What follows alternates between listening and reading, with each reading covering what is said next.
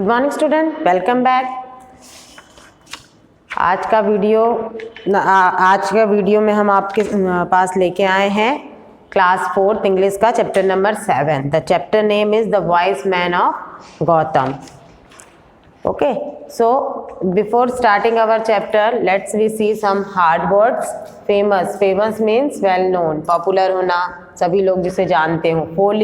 फोलिशनेस यानी मूर्खतापूर्ण, मूर्खता के साथ। ओके, डिक्लेयर्ड यानी अनाउंस्ड, डिक्लेयर कर देना, अनाउंस कर देना कहलाता है। स्टैम्प, हिट द ग्राउंड, जमीन को पीटना, लकड़ी से पीटना।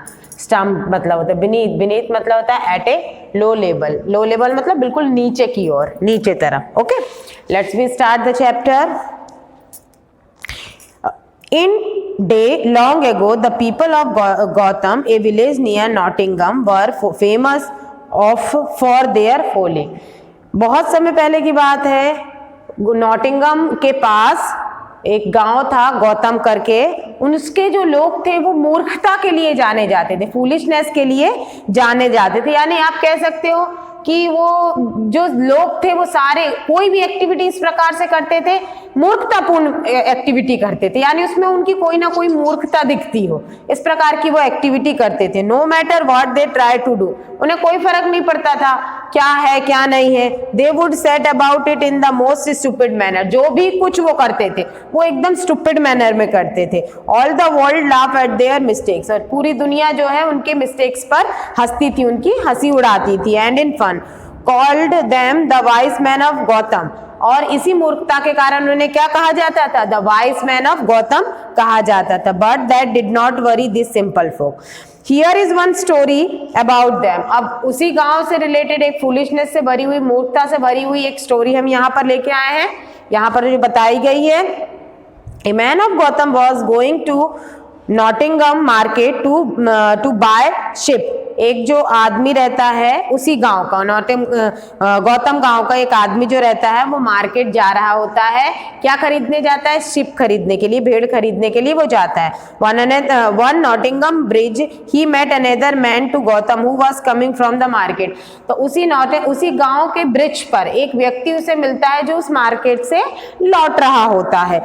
We well met said they to each other, वो लोग एक दूसरे से मिलते हैं, ब्रिज के बीच में एक दूसरे से मिलते हैं। Where are you going neighbour, उसमें से एक व्यक्ति पूछता है। आज the one who are returning from the market, एक व्यक्ति जो मार्केट से लौट रहा होता है वो उस व्यक्ति से पूछता है जो मार्केट जा रहा होता है कि क्यों, आप कहाँ जा रहे हो मेरे दोस्त, मेरे पड़ोसी?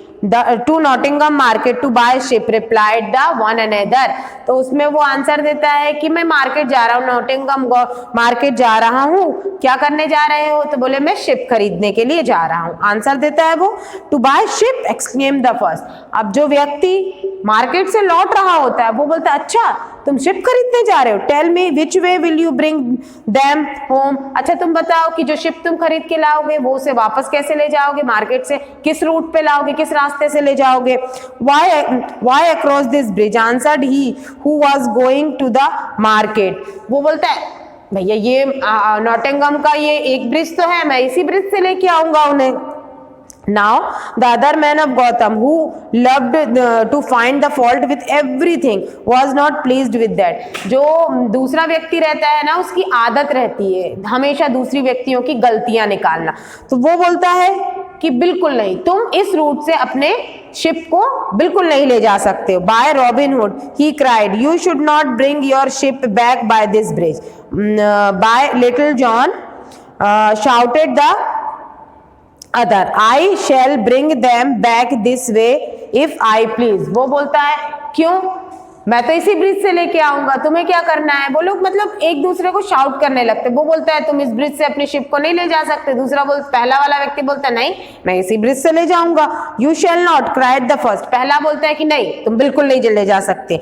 But I shall declare the other, दूसरा बोलता है नहीं मैं तो इसी से ले जाऊंगा, इसी ब्रिज से ले जाऊंगा, और आपस में दोनों लड़ने लगते। Then the two man of Gotham began to stamp about the bridge, और दोनों आदमी जो क्या है वो ब्रिज में ही लकड़ियां लेते हैं और लकड़ियों से पीटने लगते हैं। इस प्रकार से शो करते हैं जैसे कि वो जो शिप है वो वहीं पर है और देखा आप लोगों ने कि किस प्रकार से ये लोग अपनी मूर्खता बता रहे हैं। वो शिप जो अभी खरीदी भी नहीं गई है उसके लिए वो दोनों लड़ रहे हैं, ठीक है। वो लोग दोनों लड़ते हैं, हिट द ग्राउंड, और दोनों जो स्टिक से, लकड़ी से जमीन को पीटने लगते हैं कि नहीं तुम यहां से नहीं ले जा सकते, कैसे ले जा सकते हो, इस ब्रिज से नहीं ले जा सकते।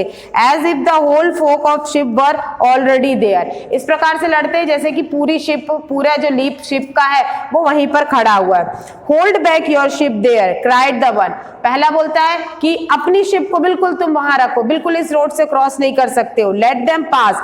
दूसरा बोलता है नहीं प्लीज उसे पास हो जाने दो, चिल्लाता हुआ बोलता है, but more careful with your stick lest you make my folk leap the bridge into the river. वो बोलता है अपनी लकड़ी को दूर रखो, ऐसा ना हो कि मेरी जो भेड़े हैं वो सारी नदी में गिर जाए, चलो मेरी भेड़ों को निकलने दो।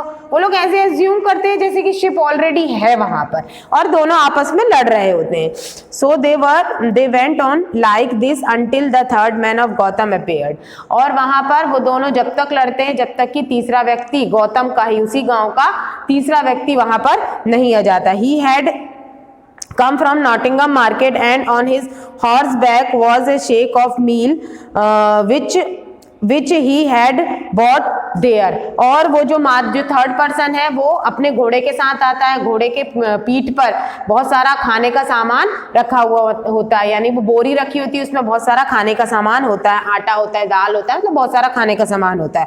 For a few minute he looked on his silence and then he helped up his hand and said, please good fellow, well when will you learn wisdom? Pray help me to lift this shake of meal on my shoulder and I shall teach you a lesson worth knowing। अब वो पहले तो देखता है, कुछ समय के लिए चुप होता है, फिर उनसे बोलता है, तीसरा व्यक्ति बोलता है बिल्कुल चुप, शांत हो जाओ, बिल्कुल मत लड़ो, क्यों लड़ रहे हो, कब तुम लोग सीखोगे, किस प्रकार से मूर्खता से लड़ रहे हो। चलो एक काम करो, वो जो घोड़े के ऊपर पीठ पे जो सामान लदा हुआ है वो मेरी शोल्डर पे लाद दो, और उसके बाद मैं तुम्हें एक बहुत ही प्रीशियस, बहुत ही वर्थ, मतलब बहुत ही कीमती लेसन सिखाऊंगा, एक सबक आपको सिखाऊंगा। When they had helped him with the shake, the third man of Gotham went to the edge of the bridge, opened the mouth of the shake and emptied the meal into the river with the float beneath। अब उसके बाद वो जो तीसरा person होता है वो लोग दोनों उसके कंधे पर रख देते हैं वो बोरी। वो क्या करता है, सड़क के ब्रिज के किनारे पे जाते हैं और वो क्या करते हैं, वो पूरी बोरी खाली कर देते हैं, ठीक है, वो पूरी बोरी खाली कर देता है वो third man.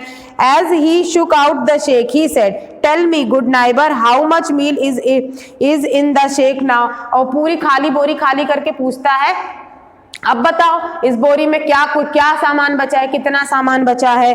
Why not? Why none? The other answered together.